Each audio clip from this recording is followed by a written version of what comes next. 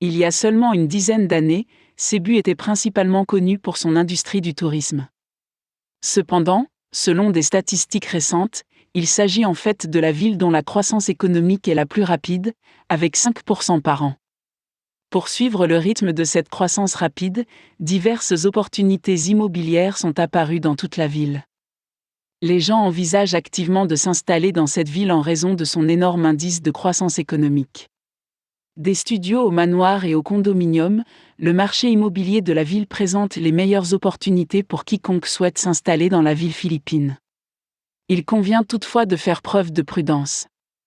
L'achat d'un bien immobilier aux Philippines peut sembler être une affaire lucrative pour les étrangers, à une fraction seulement du coût d'achat d'un bien dans leur pays d'origine. Mais, pour qu'un étranger puisse posséder une propriété à Cebu, il doit avoir une épouse petite amie philippine, car la propriété ne peut être achetée qu'à son nom. Il existe également des restrictions quant au type de propriété que les étrangers peuvent acheter ici. Actuellement, la réglementation locale en matière d'immobilier stipule que seuls les condominiums peuvent être achetés par des citoyens étrangers qui se sont engagés dans une relation avec une femme philippine. Cela dit, vous pouvez continuer à posséder une propriété à Cebu.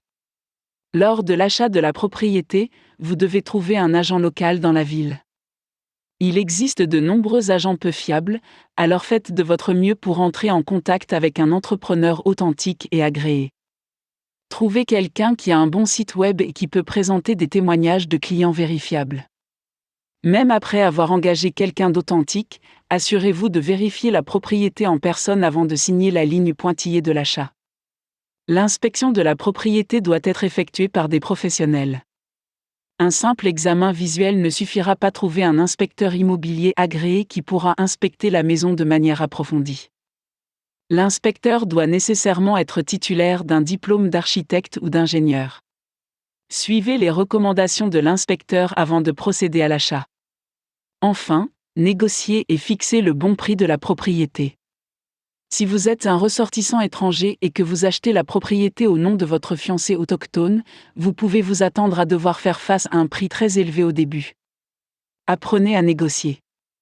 Effectuez des recherches en ligne pour connaître la fourchette de prix approximative de propriétés similaires dans la ville et décidez finalement d'un prix qui se situe dans cette fourchette.